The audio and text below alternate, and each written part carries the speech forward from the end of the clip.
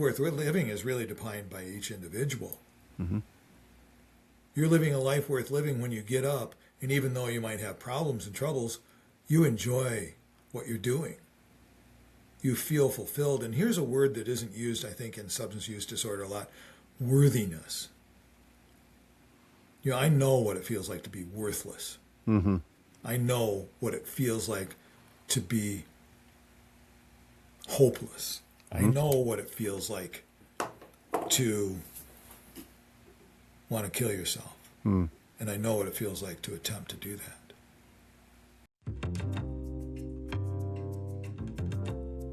Hi, everyone. Welcome to Smart Sex, Smart Love. We're talking about sex goes beyond the taboo, and talking about love goes beyond the honeymoon. My guest today is Richard D. Jewell, a certified peer recovery coach with Lifeboat Addiction Recovery Services, a SAG-AFTRA actor, educator, investigator, and longtime advocate for addiction recovery and personal transformation. Richard has spent decades working across multiple fields, including criminal investigations, higher education, workforce development, addiction recovery, and the film industry. He served as a criminal investigator and regulatory supervisor for the state of Michigan, taught in the Michigan State University School of Criminal Justice, and has helped develop educational and workforce training programs throughout his career. Today, Richard works directly with individuals and families impacted by substance use disorder, helping people navigate recovery and build meaningful, fulfilling lives. Welcome, Richard. Thank you. That sounded so good. Well, enough about me. What do you think about me? I think it's great that you're doing this. So I'm just going to tell you from my perspective, I started my career early on in chemical dependency. I worked for 5 years for Henry Ford Maple Grove, and I learned so much, and I'm so glad that people are still doing this important work and can't wait to hear the updates that have happened since the 80s. Wow, yeah, a lot. A lot has happened. One, the title I hold, Certified Peer Recovery Coach, is a licensed, trained, certified position with the state of Michigan, as it is with several states, that bring peers, like-minded people, to do the work with others who are suffering from addiction, and to develop a way for them to build a life again, which is really a nice way of combining two aspects, which has been done informally in the past. So how is this? Yeah, how is it different than like someone gets a sponsor in AA? How are you different? Well, first of all, a sponsor is directed at AA, and their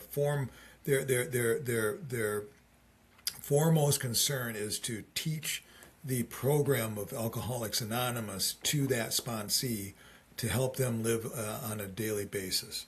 Now, a peer recovery coach, we bring the recovery perspective, but we open up the panorama to include all 8 pillars of wellness. And we employ motivational interviewing and other techniques, PDR, numerous trainings that we go through to literally become a life coach to help that person organize, strategize, and develop a life that they wish to live. And it includes harm reduction. Sometimes people won't quit. They struggle. But we have to look at harm reduction as a goal. So let's talk about first the 8 pillars of recovery. You said that already. Can you tell us 8 what pillars those are? of wellness, yeah. Of wellness. Yeah. Those, go ahead. Those are the emotional, environmental, financial, intellectual, physical, spiritual, occupational, and social dimensions. Okay. So we literally can sit with a client, and once, and we look at this in the Maslow hierarchy of needs. Usually when we meet with a client first, they're in crises. Mm-hmm. They are at the base level of the Maslow hierarchy of needs. So let's get them what they need to stabilize. That may be treatment, that might be inpatient, outpatient, it may be housing, it may be financial. We can do all of that. And the thing I like about Lifeboat is that we really focus on the street. I spent my first year working a lot in the temporarily unhoused shelters in Lansing, and in the library and at the bus station, literally sitting there, taking people off the street, getting them into treatment, getting them the help they needed, getting them the food they needed, getting them the clothing they needed, and learning that quite often these people are even viewed as people. Yeah. And I learned so much from them, and I still work with that population quite frequently. That's does great. Our whole office. Now, how come there's not a ninth pillar of sexual health? That's always my pet peeve since I'm a sex therapist. What about, it was always my pet peeve even back in the day that recovery didn't include sexuality issues. I think Why it do you- does. I think How we so? do under Oh, tell us. under the dimensions of wellness. Definitely, because to me, identification is very critical. And as a caveat to the people and your listeners, Joe was my wife and I's therapist 30 years ago, who gave us the tools to have a monogamous, loving, soulful relationship for the last 30 years. So God bless you, Joe, for that. Yeah, thank you so much. It was a joy. And some of the things that we talked about, and for those people who have suffered some form of abuse, it's very critical to be able to open up and develop what the needs are in that area without shame, without blame, without restriction. And we do that as peer recovery coaches. So it is being answered on a Good. daily basis because it, as you know, it's so critical. It's so critical. And sometimes people's sober sex is really difficult for them. Well, I think, when you're talking with an addict, we don't know until we get in recovery what sober sex is like. And there's a transition because you go through brachiation, you go through a lot of things because a lot of times, and for me, that was a traumatic affair. I was just talking with a client who was just in a new relationship, and he said he was talking with his partner and asked about their first sexual encounter, and he told him mine was 12, and his partner, he said, mine was 7 with my cousin who abused me. And he'd never heard that before. And he was asking me, how do I deal with that? I said, well, empathetically, listening. You make yourself open to be a container, not to advise, but to just listen. And also to be aware, is he present in sobriety with the sexual? Or is he brachiating to another individual, which happens, I think, quite frequently. Those are great questions, and I'm glad that you're including that because so many still don't. In 2026, you would just think it would be, even in not just recovery spaces, but just in psychiatric spaces, mental health spaces. It's just not there. Well, you look at SAMHSA, and for all their fault, they did put together the statistics about the GLBTQ communities, and we saw a higher risk potentiality. I think sometimes that's nefarious to look at because it almost disorders that because of what they're saying. So I think there's a way to reframe that. Number one, I think the LGBTQ community is very, very, very protective and helpful. And if I were to look at clients overall, I think sometimes they, in terms of the sexual identity in that group, are more readily open to working on their recovery than sometimes the opposite or heterosexual people. Why do you think that is? It's so interesting. I think because of the openness that's exhibited, the sense of community that needs to be had in that because of the pervasive opposition and prejudice that is against that community. It comes together in a way I think that's transcends a lot of barriers. And that, I don't think that's any stereotypical answer. That's, I think, the truth. No, and what's nice about what you're saying is the gay male community, at least that I can speak about, they're not very united. They're very divisive and cliquey and really pretty shitty to each other. But in the recovery movement, it is not like that. In the recovery movement, it's a team. It's teamwork, and people really are accepted and brought in as one. Yeah, I think maybe the whole world should be in recovery, Joe. I know. Because it's a great way to live. It is. Now, do you ever have clients where here's what I used to notice too as a therapist? They'd get into recovery, which is great, but then couldn't go any deeper than a recovery speak. So, like if I was trying to teach them mental health, go deeper. There's childhood, there's mom, there's dad, there's other things that could be contributing. They couldn't go there. They were tied to the recovery, and they didn't want to do the mental health part. Have you seen that in there in your work? Well, yeah, and we are so open to discussing that, and by using techniques like motivational interviewing, we can get through to, and we have the resources available for that type of therapy, and we have the resources available for free too for those who can't afford it. Okay. And that's our job, is to get that person to a point where they at least will be open to dealing with that through using motivational interviewing.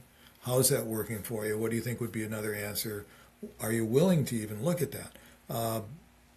Because I know personally, and you know, that without delving into the causes and conditions that first precipitated the substance use,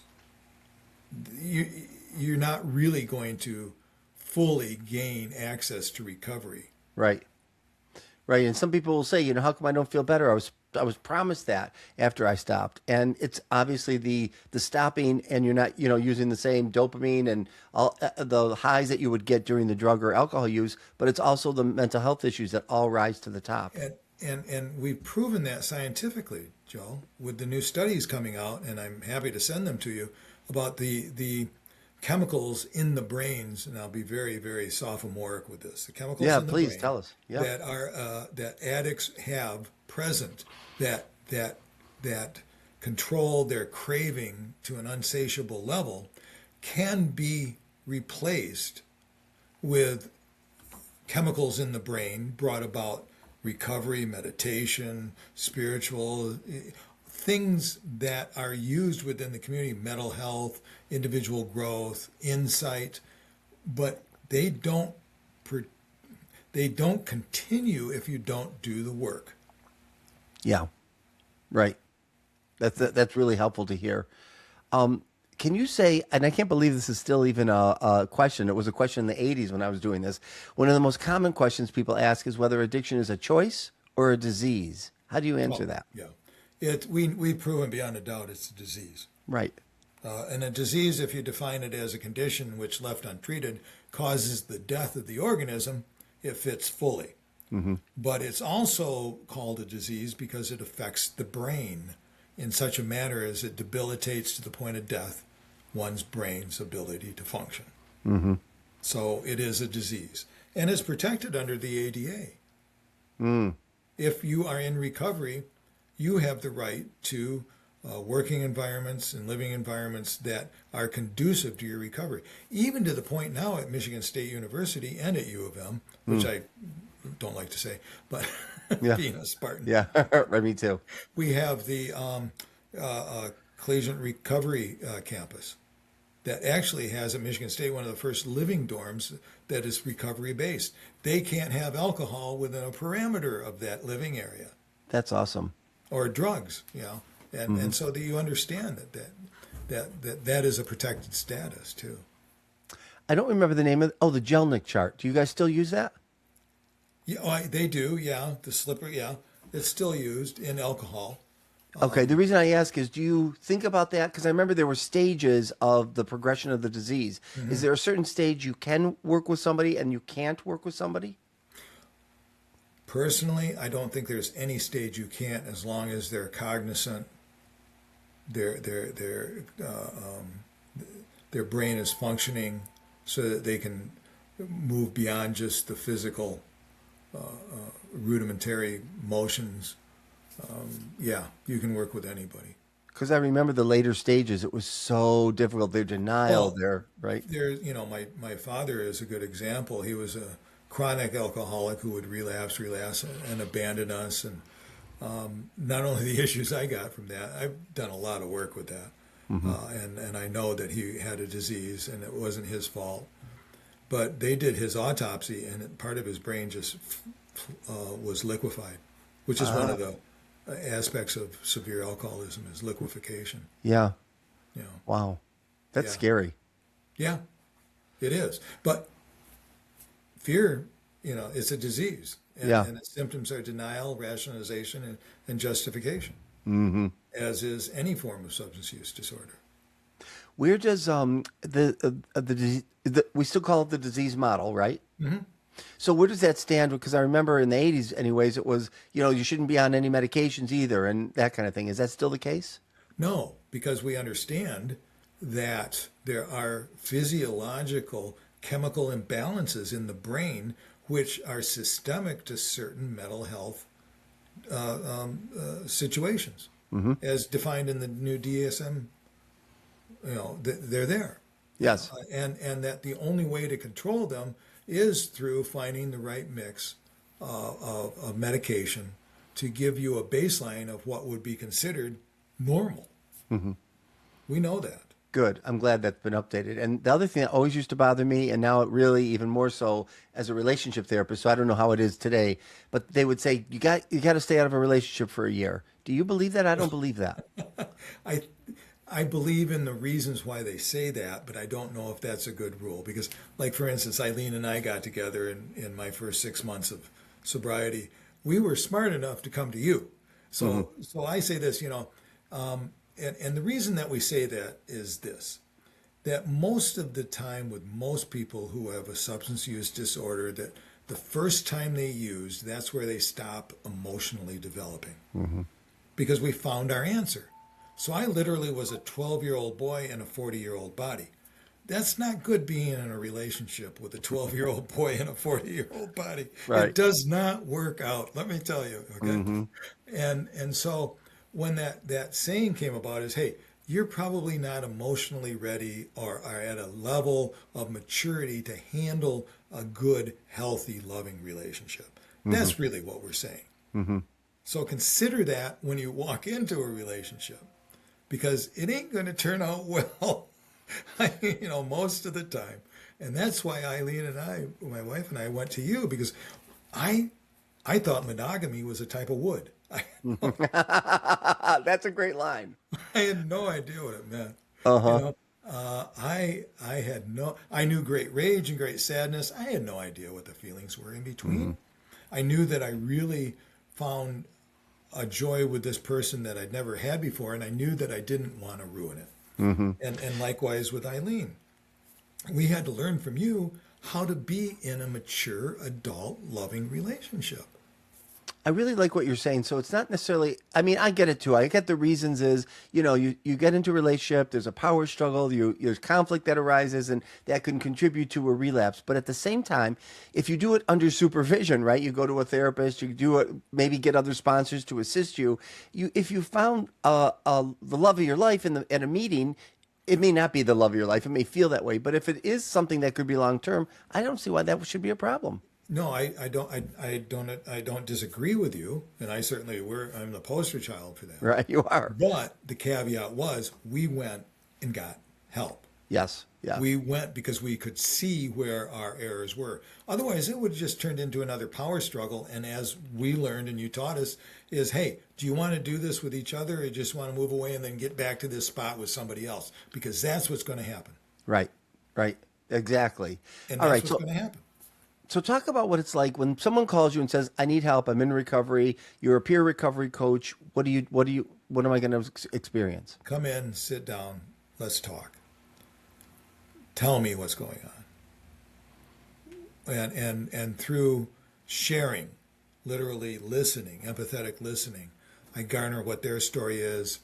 I will intersperse a bit with mine so that there can be an understanding that I understand. We'll look at what do you need right now. If somebody were asking you to name the 3 things you need, what do you need? Well, I need to get into rehab. Okay.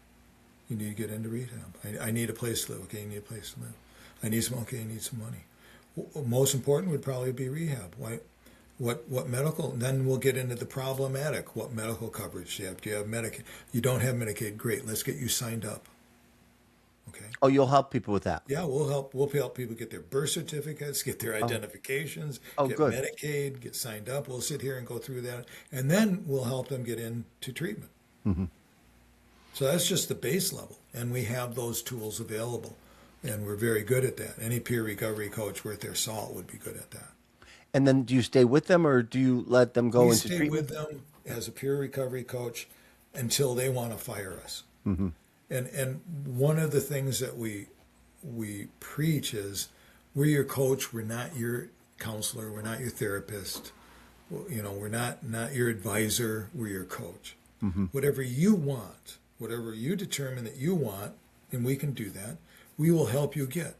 Whether it's intellectually, school, environmentally, where you're living, what you're doing, whether it's with your finances, we have the tools to help you set what your mission is, what your goals are, what your objectives, and what those tasks are that are related to each of those. So that we can develop a game plan, a holistic 360 game plan for your life. Now, when you say your life, and you'll often say a life worth living, can you say what you mean by that? A life worth living is really defined by each individual.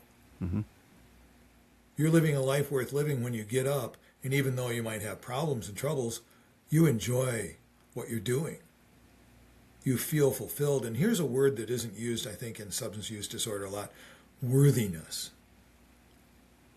I know what it feels like to be worthless. I know what it feels like to be hopeless. I know what it feels like to want to kill yourself. And I know what it feels like to attempt to do that. That is an awful place to be. Horrible. And I can feel it even to this day. This moment, I can recall those feelings. They don't have power or control over me because I know that feelings are a reaction to something. But I know what it's like.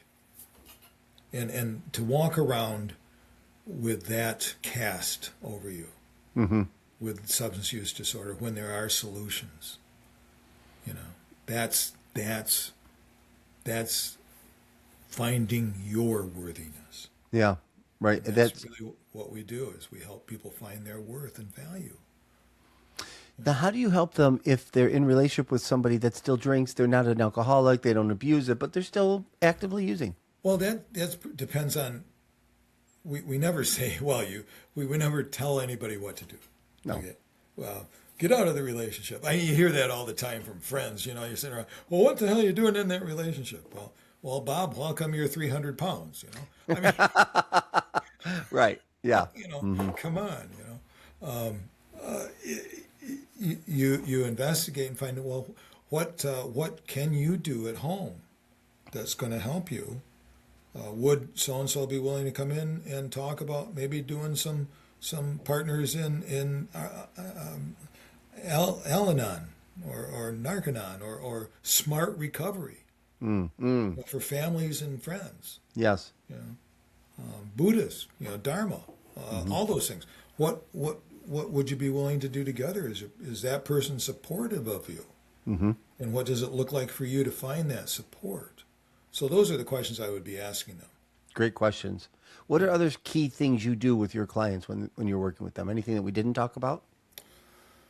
I really stress the fact that we are a long-term relationship. People spend thousands of dollars a month hiring life coaches. We're free. Well, you're free because who pays you?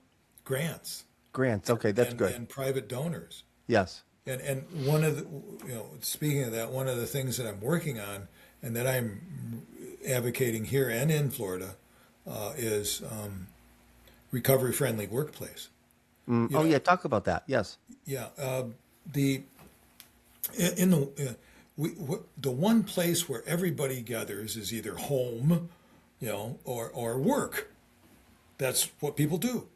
75% of people who identify as substance abuse users are employed full-time. Think about that. 75% of people with substance use disorder are employed full-time. In the construction business, 20% of people suffer from substance use disorder. It goes from 20% to 10% depending on the job field. Wow.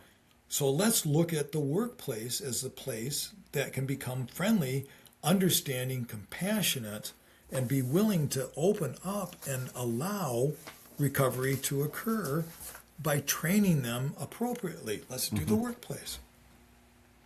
One, it creates more productive employees. Two, it reduces loss and increase $8,500 a year per employee with substance use loss from business. $81 billion in our nation is lost. People from absenteeism, presenteeism. You know what presenteeism is? No. It's when you show up for work and you're not really there. You're present, but you ain't. What is the word? Presenteeism. Oh, like okay. absenteeism, but put present in front of it. Oh, got it. Yes. That's one of the words we've coined in recovery-friendly workplace. How many times I remember showing up for work and just feeling like so hungover that I'm literally just there, Yeah. you know, and that's loss. That's so helpful. I don't know why the whole Maple Grove, maybe because I was a young therapist, but it was intense. I was doing the intensive outpatient program. So these people would come through and eventually it was just a route. What do you call it? Like it was the same thing over and over again. People coming in, we do lectures. But what I remember was some people, they would all come in and many of them would say, I don't really know how I need this program. As soon as I got my consequences, as soon as I got my drunk driving charge, my 1, 2, 3, 1, as soon as my wife left me, I'm good. I don't even think about it. And I remember saying to them things like, wait a minute, when the consequences are relieved, you will find if you don't do this work, you'll be right back where, and sure enough, as soon as the charges were dropped, the wife came back, whatever it was, they were back to drinking.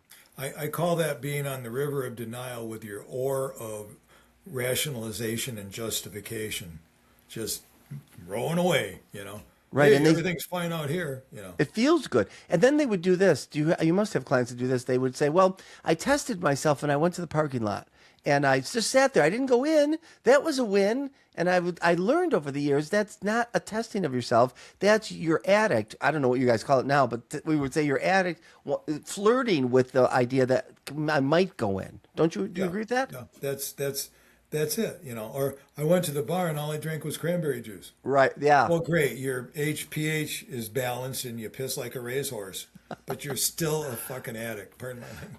Wait, it's good. It's the podcast. You can swear. Wait, you made me think. What about back in the day? They didn't believe in O'Doul's and all the non-alcoholic drinks. What do you think of that? Well, I think if you have alcohol and your body is stimulated to a craving status when any amount of alcohol, personally, I don't use mouthwash with alcohol. I do not use NyQuil with alcohol. Oh. I don't use anything that has alcohol. O'Doul's, to me, I might as well have a beer. You don't like it. It has alcohol. Kimchi or kabuka, kabuka tea, that has alcohol in it. I don't drink that. What about the mocktails at restaurants these days? Well, the mocktails are okay because they're, I ordered one the other day just to see what it was like. It was pretty good. It was bitters and lemon, and right. I had my 6-year-old granddaughter taste it because the bitters were in it, and she goes, "Oh!" But yeah, mocktail. We actually, under workplace friendly or recovery friendly workplace, suggest that employers have mocktail parties. Oh, that's interesting. Instead of playing beer pong, play peanut butter pong. Instead What's of peanut butter bouncing a pong? ball into a beer cup, bounce it into a cracker with peanut butter on it. Oh. And if it sticks, you win. Now, some people would say, well, can't that cause relapse if it's early recovery? I personally, if I have to be someplace for a family outing and they're serving alcohol and I would like a drink, I'll order a mocktail. Okay. I like it. And I like it. That's fair. Yeah, you're more permissive. I think it was just very rigid. Maybe it was the program, but maybe it was also the 80s. I don't know. I think the rigidity of some of the things in the past has loosened up. Good. It really has more to do with the person's mindset and the reason for being there. Are they there to catch a vicarious thrill, or are they there for a specific purpose? Let me ask you this, and I have heard that this has changed, but I don't know what you think. And I've always thought this, even back in the day, that not everybody who stops has to stay stopped. There are some people that in their life, they got into a compulsive place with alcohol or drugs. Mm-hmm. And now they do the work, they go through recovery, and they might be able to go back to social drinking or social use. Do you agree with that? I've seen that. I don't tell people, hey, after you get all done with this, maybe you can drink again. Right. I was told that. after a few years, and I went back out, and it was not pretty. Okay. Right. Because you never know if you're the person that's going to be able to do it or not. But I I don't think you can tell. no. There's But I there's did. no test. There's no. So why flirt with the devil? Right. But AA has gotten looser around that, hasn't they? Haven't they or no? I don't know if AA has, but I think Okay. in substance use disorder treatment, that's where harm reduction came about. Oh yeah. Talk about that. Well, harm reduction is when, okay, if you're using meth, are you using clean needles? Are you using, how are you doing it? If you're using heroin, again, clean needles. Are you carrying Narcan? We reduce deaths by overdose by 30% in the United States. I have Narcan with me. Everybody who becomes a recovery-friendly workplace certified, we give them a Narcan case to put on their wall. It saves lives. Are you doing things that are going to make less harm for you if you choose to use your drug? Because we don't want you to die. Right. Right. Because that is, believe me, we don't want you to die. Now, some people get very callous and say, oh, well, those drug users ought to be, they deserve to die. I know. Buddy, how many people in your family, Right. have substance use disorder? They don't deserve to die. Not a Right. death like that. I watched my mother, my brother, my sister, my father all die of substance use disorder, and it was not pretty. Thank you so much for coming on my show and talking about this and being a resource that is accessible to people. So how can they find you? Well, they can find me by giving me a call at Lifeboat Addiction Recovery Services. And I was looking for my phone number. Oh, you don't know by heart? Hang on. No, I have a photographic memory, Joe. It just hasn't developed yet. Okay. It's 517-977-1772. That's 517-977-1772. If you are not in my area, I certainly have great recovery coaches all through Michigan who I know, even nationally I know, who are incredible people, are more than willing to help, be happy to refer. But hey, before making that decision, or before going out again, give us a call. Good.